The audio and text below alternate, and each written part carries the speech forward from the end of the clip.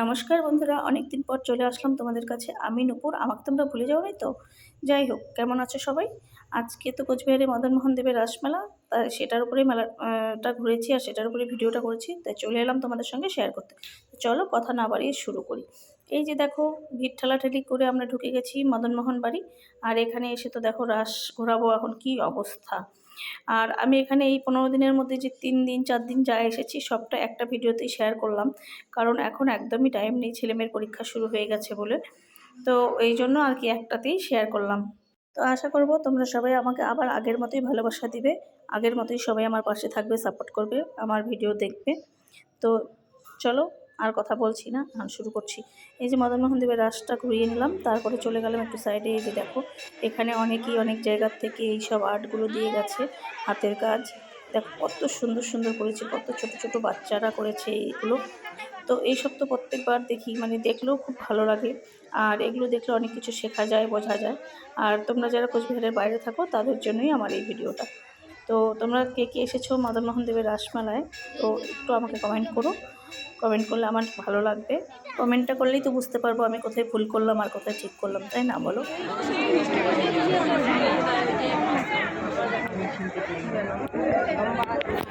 আর তারপরে একটু মদনমোহন দেবকে দেখিয়ে দিলাম তোমাদেরকে। আর এই যে আমার বাবা মার সঙ্গে একটা ফটো তুলে নিলাম, আর আমিও একটু কেত মেরে ফটো তুলে নিলাম।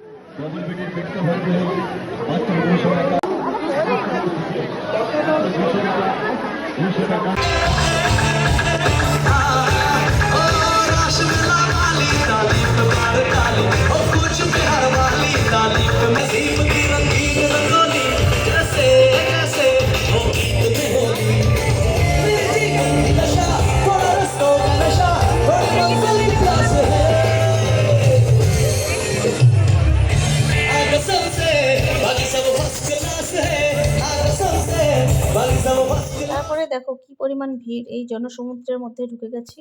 আর তারপরে এসে একটু ফাংশনে গান টান শুনে নিয়ে তারপরে এখন মেলার ভিতরে যাব। আর এখানে আমার ভাই জয়েন করলো। আর এখানে একটু রোল খেতে এসে দেখো মেয়ে আর আমি মিলে কি শুরু করেছি।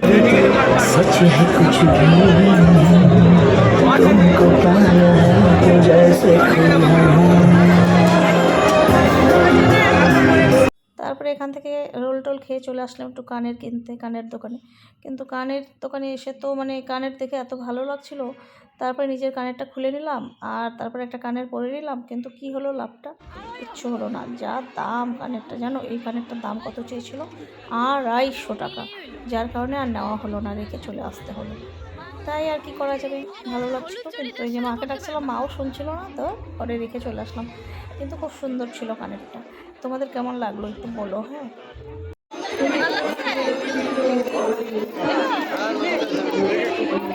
পরে পাশের দোকান থেকে আবার একটা কানের দেখে পছন্দ করে ওটা নিয়ে নিলাম। আর তারপরে চলে আসলাম আমি আর আমার বদ্দি ভাই মিলে নাগরদোলনায় ওঠার জন্য। তো এই যে দেখো, নাগরদোলনায় একটা কেউ উঠতে পারে না, যার কারণে এইবার একটা দিন আমার নাগরদোলনায় ওঠা হয়নি। এটার জন্য আমার খুব মন খারাপ ছিল। তারপরে আমার বদ্দি ভাই বলল যে ঠিক আছে চল, তুই আর আমি মিলেই উঠবো। আর ঠিক আছে, যেই বলেছে আমিও তো খুশিতে নাচতে নাচতে চলে এসেছি নাগরদোলনায় উঠতে। কিন্তু বদ্দি ভাইকে নিয়ে খুব টেনশন হচ্ছিল, কারণ যদি পরে উঠতে না পারে। তা দেখলাম আমার থেকে উনিই ঠিকঠাক আছে। আর বদ্দি ভাই মানে আমার বড় যা, কিন্তু তোমরা অনেক ভিডিওতে হয়তো দেখেছো আমাদের বদ্দি ভাইকে।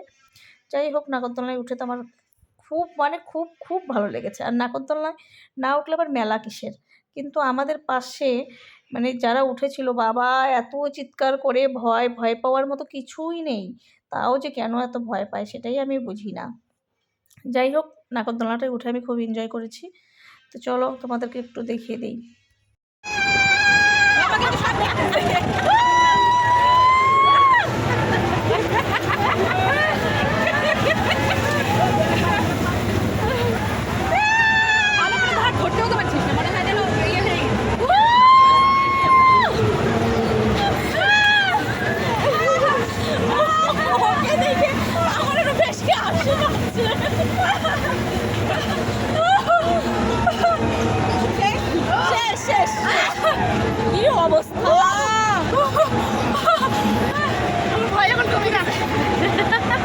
দেখো উপর থেকে সবকিছু দেখতে এত ভালো লাগছিল, এত ভালো লাগছিল, তাই জন্য একটা ছোট্ট করে নিয়ে নিলাম ক্লিপটা তোমাদেরকে দেখানোর জন্য।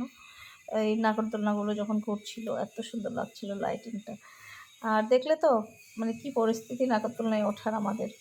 তারপরে নাগরদোলনা থেকে নেমে টেমে চলে আসলাম বার্গার খেতে, কারণ নাগরদোলনায় উঠে খিদে পেয়ে গেছিলো।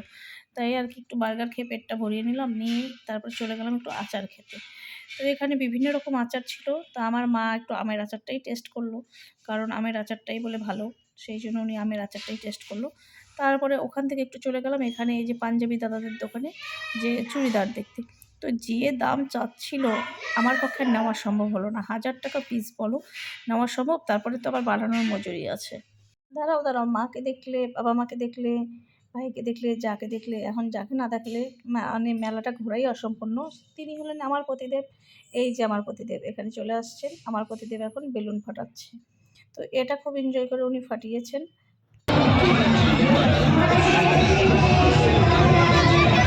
আমি যাব, আমি যাব।